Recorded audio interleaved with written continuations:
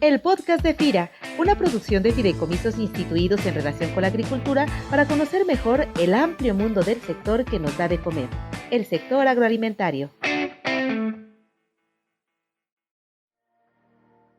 Hola, ¿qué tal? Esperando que estés iniciando con salud y energía tu semana de trabajo, te saluda Cecilia Arista en una nueva emisión de nuestro podcast institucional, esta herramienta de comunicación en FIRA en donde buscamos llevarte información útil para poder comprender mejor muchos de los aspectos que afectan e influyen la dinámica del sector agroalimentario en México. Y uno de esos aspectos, como sabes, pues es el acelerado desarrollo de la tecnología en todos los ámbitos. Y es que fíjate que en los últimos 5 años y de manera súper reciente, casi diría que after del inicio de la pandemia, pues como que empezamos a hablar más en la institución de la llamada Agricultura 4.0 y en los podcasts de FIRA, pues empezamos a hablar en los episodios del primer semestre de 2022. Pero justo iniciando este año pensaba que quizás sea necesario contextualizar para todos este aspecto del desarrollo tecnológico en el agro, es decir, establecer un marco de referencia para visualizar por qué en FIRA estamos y estaremos los próximos años en una ruta sin regreso hacia el impulso de la innovación en el sector. Innovación que viene aparejada, por supuesto, con los cambios tecnológicos que estamos comentando. Así que pensando en cómo poder compartirles este contexto, pues resulta que mi amigo Olmo Bastida de Podcast Agricultura me recomendó hablar con el doctor Juan Manuel Vargas Canales. El doctor Juan Manuel Vargas es profesor de tiempo completo, adscrito al Departamento de Estudios Sociales de la División de Ciencias Sociales y Administrativas del campus Celaya Salvatierra de la Universidad de Guanajuato.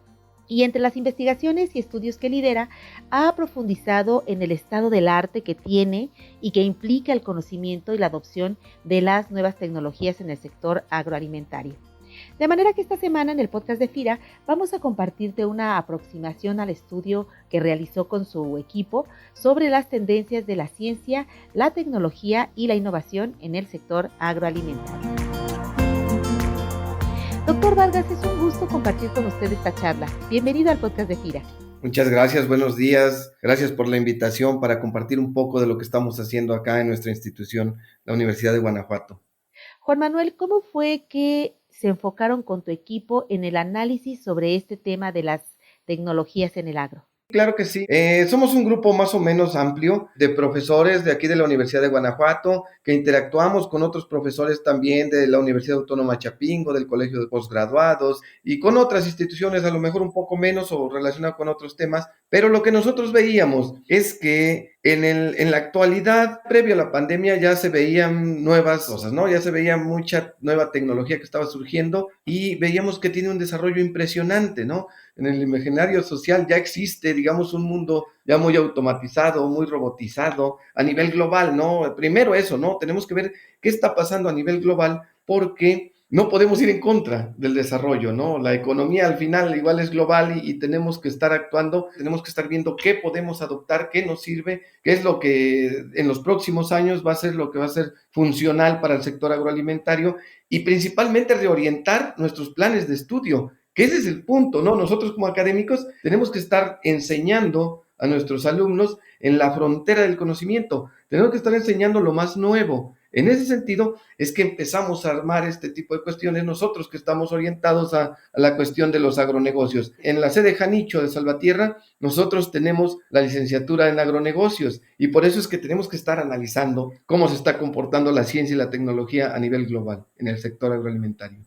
Oiga, doctor, aun y cuando hay ya mucha información, mucho material hablando de las AgTech o las agrotecnologías, incluso he visto últimamente como una tendencia mundial de conformar agrotech maps o papers o imágenes o documentos que identifican y clasifican las diferentes tecnologías que van surgiendo en el agro.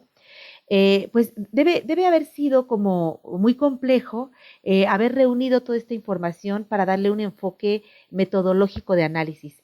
¿Cómo fue que hicieron esta revisión documental? Hay muchos métodos. Cuando nos enfrentamos a escenarios de este tipo, lo que generalmente se utiliza es una revisión sistemática de literatura para trabajar lo que se le conoce en el ambiente académico como el estado del arte. Todo ese marco teórico que revisamos lo tenemos que hacer con una metodología que implican un análisis masivo de datos, tiene uno que analizar miles de información de la que está surgiendo, porque en la actualidad se genera mucho desarrollo científico y tecnológico todos los días, ¿no? Entonces, esa revisión sistemática, nosotros utilizamos también, por ejemplo, la base de datos científica de Scopus, porque es considerada la más completa a nivel mundial. Adicionalmente, también para hacer investigación se ha desarrollado la tecnología. Existen muchos softwares que nos permiten, digamos, metabolizar todo ese mundo de datos, ¿no? Nosotros utilizamos uno que se llama Bosbigware, que nos permite hacer ciertos análisis e interpretar, agrupar campos científicos, identificar tendencias, y utilizamos ese que nos dio mucha facilidad o mayor rapidez para poder, digamos, obtener información sólida y más o menos clara sobre lo que está pasando en el desarrollo de la ciencia. Y bueno, ¿qué fue lo que encontraron? ¿Cómo está incidiendo la tecnología en el sector agroalimentario? Bueno, primero, ¿cómo está incidiendo la tecnología en el sector agroalimentario? Pues está transformando al sector agroalimentario, pero está transformando a un pequeño sector agroalimentario. Sí tenemos un desarrollo impresionante, pero no está impactando, no está llegando con nuestros productores, no se está insertando en los sistemas productivos como tal. Entonces tenemos poco impacto, tenemos poca difusión. Nuestros productores no conocen la tecnología, todo el conocimiento nuevo que va surgiendo, entonces se tiene poca adaptación, adopción primero y después adaptación de estas nuevas tecnologías en el sector agroalimentario, y eso genera que tengamos poca innovación, baja rentabilidad y baja competitividad.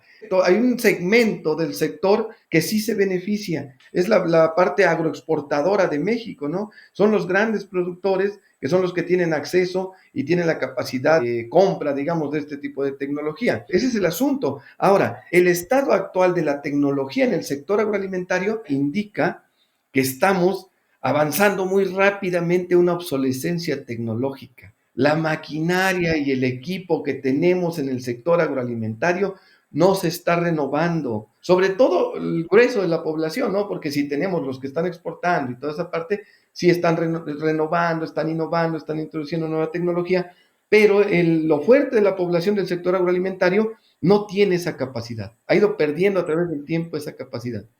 Doctor, en su investigación parten de estudiar el estado tecnológico actual, identificando cambios y tendencias de las nuevas tecnologías en el agro.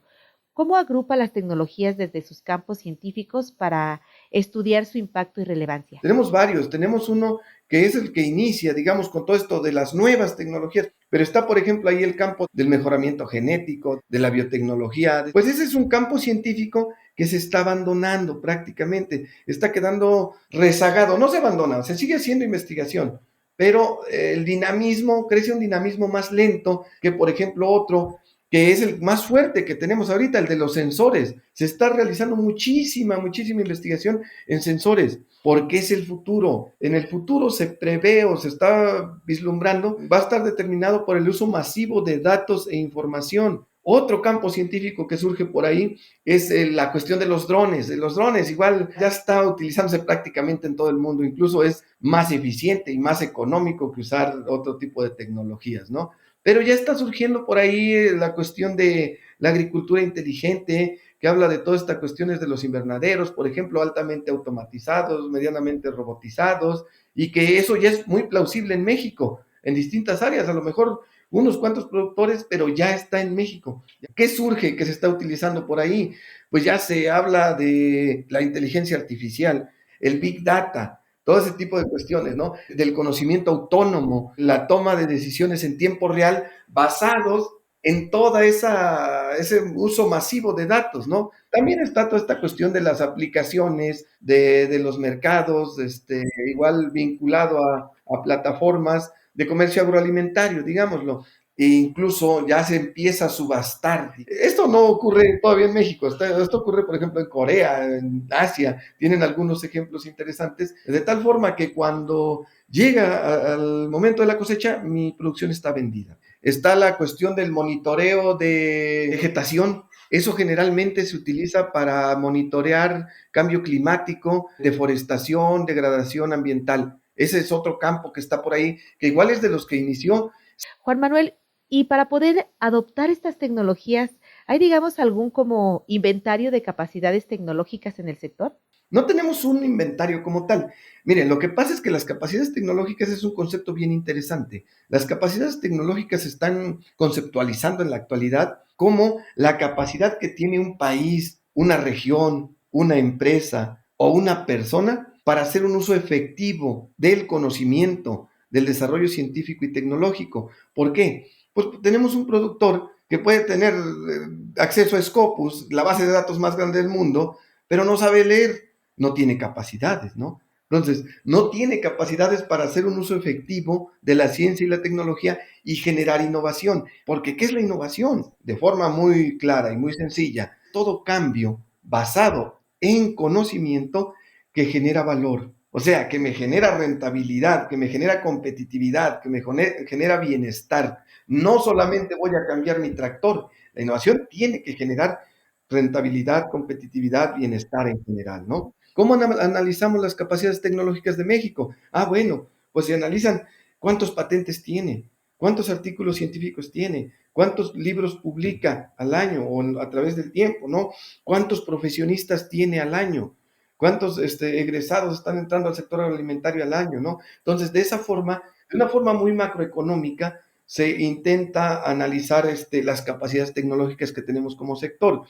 El detalle es que esto se habla mucho, pero no se conoce como tal. O sea, no tenemos claridad. Cuando surge una nueva tecnología, mis capacidades tecnológicas se ven disminuidas. ¿Por qué? Las capacidades tecnológicas las tenemos que estar, digamos que, generando, gestando y manteniendo de forma constante, porque los cambios son muy fuertes, ¿no? Entonces, con esta onda de las tecnologías digitales, pues, ¿quién tiene capacidades tecnológicas? Tenemos que desarrollar esas capacidades tecnológicas y tenemos que estar, digamos que, siendo muy resilientes y estarnos adaptando a estos nuevos cambios y estos nuevos escenarios, ¿no? Por eso es que debemos mantenernos constantemente actualizando, capacitándonos en todo lo que está surgiendo como nuevo, pues. En ese sentido, ¿qué se necesita para que la ciencia y la tecnología se vayan convirtiendo en innovación aplicada en el sector agroalimentario y puedan detonar o impulsar esas capacidades tecnológicas en el sector? Miren, esta es una cuestión medianamente difícil de contestar, pero tenemos que empezar a hacer cosas, ¿no? Tenemos que empezar a pensar en algo. Primero tenemos que empezar por varios puntos. Primero, que sea útil, que resuelva problemas, que satisfaga ciertas necesidades y que se evalúe. Previo a difundirla se tiene que estar evaluando que esté funcionando en nuestro sector, sobre todo porque es un sector que difícilmente adopta tecnologías, ¿no?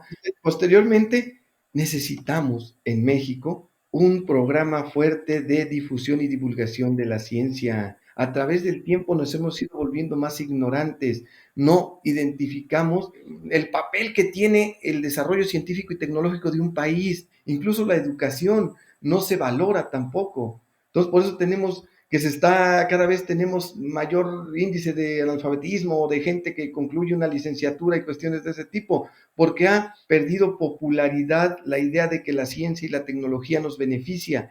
En otros países existen este tipo de cuestiones, programas fuertes de difusión y divulgación de la ciencia y la tecnología, porque entienden el valor que tiene que su propia población lo conozca, que sepa, que se apropie de ello, porque tenemos el conocimiento, pero no me apropio de ello, ¿no? Entonces, necesitamos programas serios de comunicación pública de la ciencia. Este tipo de cuestiones que estamos haciendo ahorita es bien interesante porque va orientado a ese público y tenemos que nosotros, igual como académicos, tenemos que salir de las aulas, tenemos que estar allá, tenemos que estar viendo. ¿Cómo podemos vincular este conocimiento que ha venido generando con su equipo con lo que hacemos en FIRA para apuntar hacia un desarrollo de estas capacidades tecnológicas?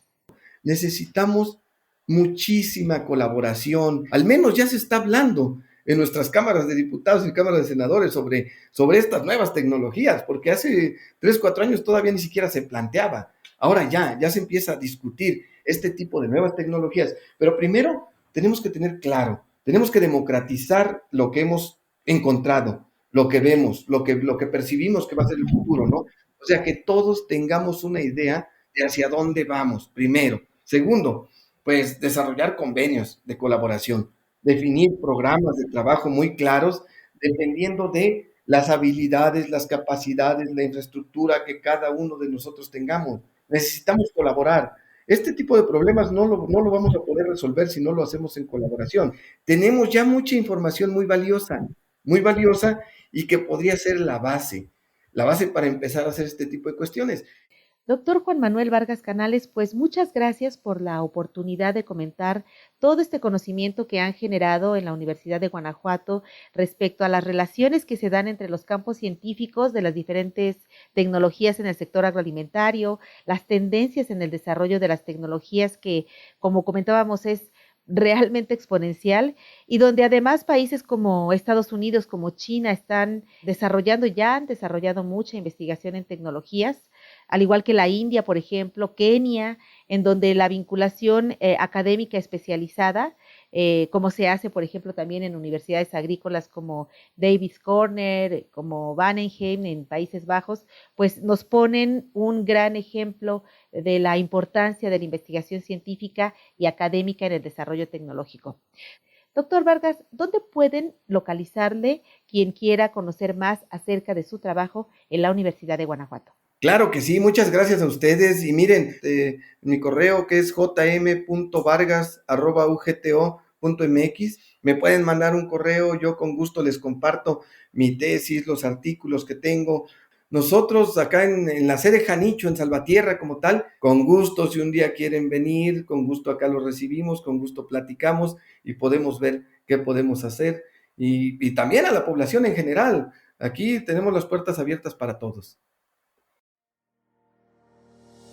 De acuerdo, pues muchas gracias y para ti que nos escuchas, compártenos por favor tus comentarios y sugerencias de temas a las cuentas de correo carista.suenacarista@fira.gov.mx y enlace@fira.gov.mx y también puedes calificar con 5 estrellitas este podcast aquí mismo en la liga de acceso y si cachaste el podcast desde redes sociales o cualquier otra plataforma digital, nos dará un chorro de gusto recibir tus comentarios.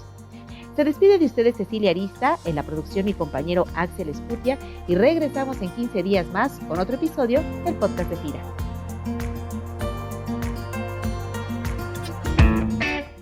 El podcast de FIRA, una producción de fideicomisos instituidos en relación con la agricultura para conocer mejor el amplio mundo del sector que nos da de comer, el sector agroalimentario.